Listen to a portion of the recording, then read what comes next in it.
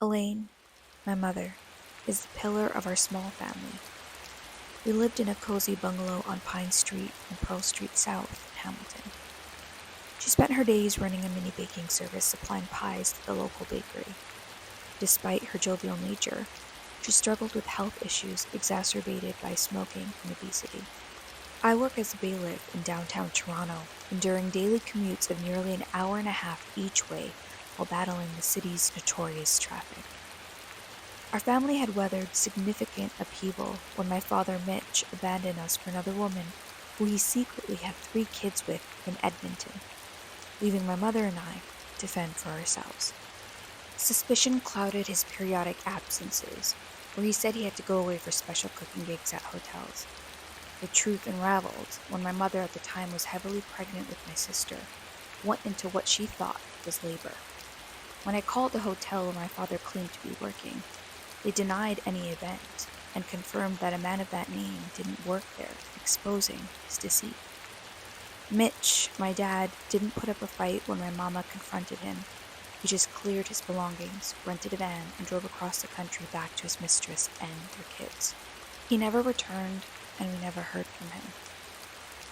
My mama plunged into depression, her laughter fading, replaced by waves of sorrow. It felt like her spirit was stripped away. Briefly, she had stopped eating, and perhaps that stress combined got to her. One day, she started bleeding all over the floor. Panicked, my 8-year-old self called the hospital, where she was rushed to, and eventually the doctor said she lost her baby, and I lost my sister. Despite the tragedy, we soldiered on. But it was evident. When my mama was alone, she kept to herself, and this quietness she exuded went on for many years.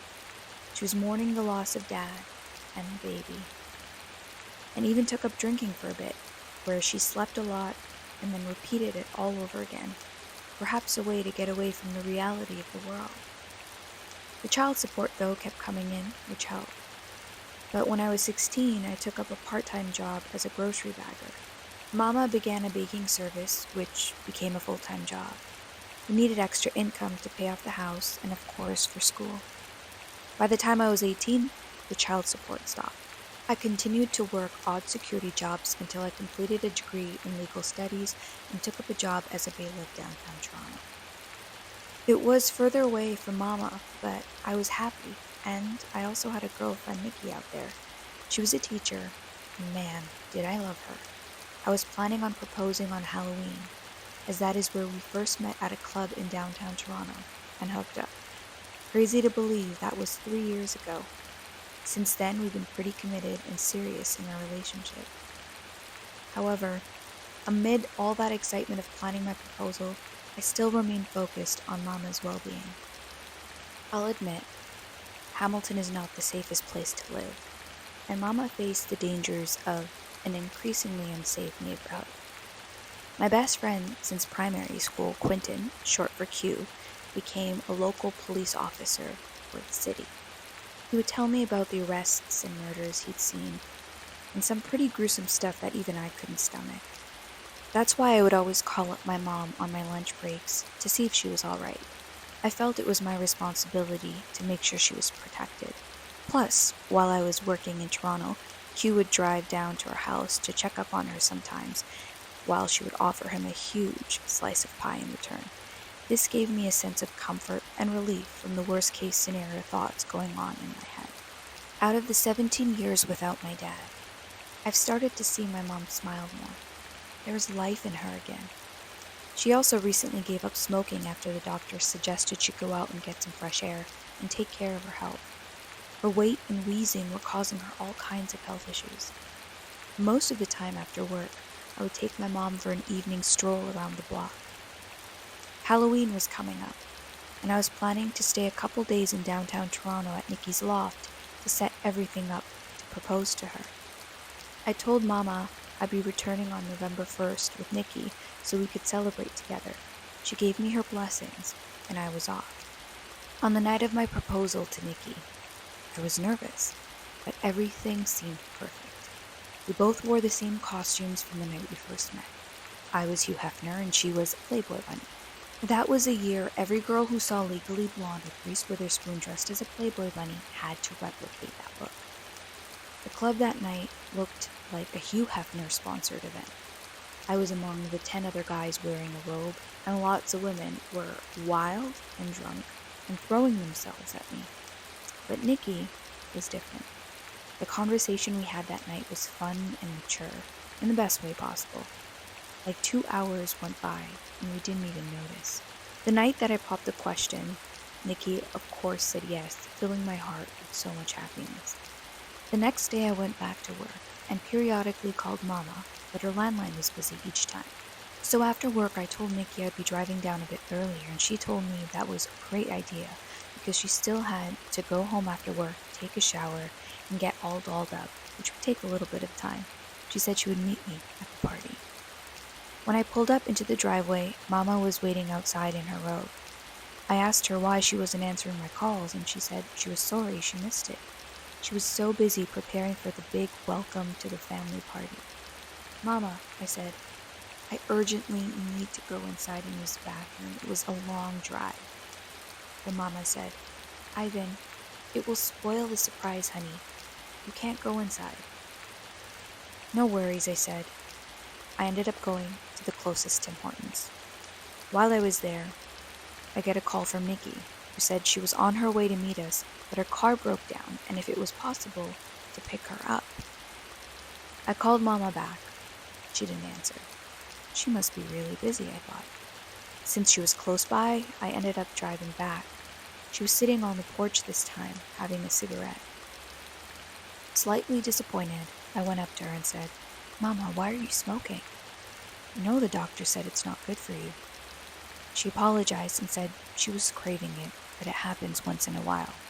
I told her about what happened to Nikki's car and that we would be pretty late to the event because I had to drive back home and pick her up. Mama thought about it for a moment and said, maybe it's best postponing the event until tomorrow, because she also had a ton of things to finish. Oh my goodness, Mama said. I still have yet to put together this special pie for you and Nikki. Well, I'll leave you to it. I told Mama I loved her, said goodbye, and then left. I messaged Q and told him to swing by after his shift to check on Mama, and if possible, stick around and make sure to take her for a walk. He agreed. Q was a good guy. He called me at 8 p.m. He said he went to the house, but the lights were off, and he rang the bell, but no one answered. Maybe she went to bed early, I said, or perhaps she's in the shower. Yeah, that's probably it, said Q. I'll check up on her tomorrow morning. The next day, at work, I called Mama, but her landline was busy. Perhaps she was doing some last-minute calls. I called her a few hours later and got another busy signal. I then tried to get a hold of Q. When I did, I asked him to go to my house and do a patrol. When Q got to the house, he gave me a call. He told me he knocked several times and rang the doorbell and waited, but no one answered. I asked him to look in the window. He told me he could see some hallway lights on, but I told him it was broad daylight. There shouldn't be a reason they're on. I asked him to call my landline. He hung up the phone with me, called the landline, and then called me right back. He told me there was a busy signal.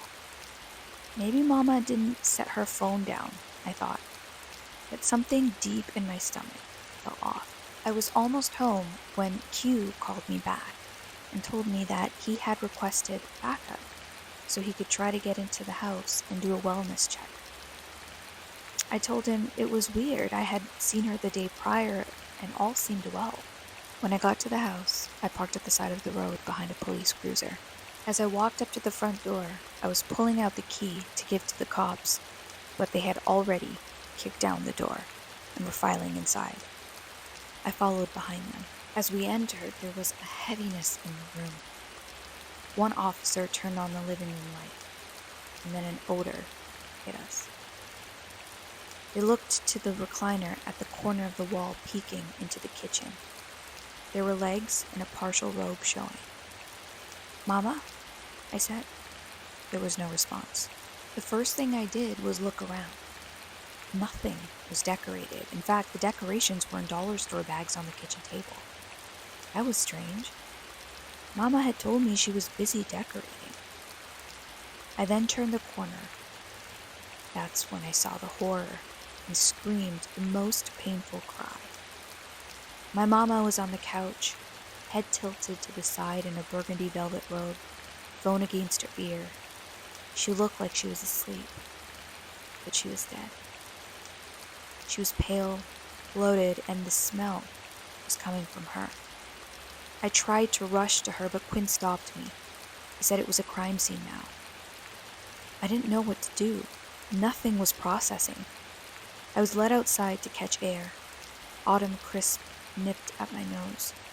Hot tears trickled down my face. She was all I had. That was my blood. She's gone. Shortly after forensics arrived, I was asked to leave for a few days.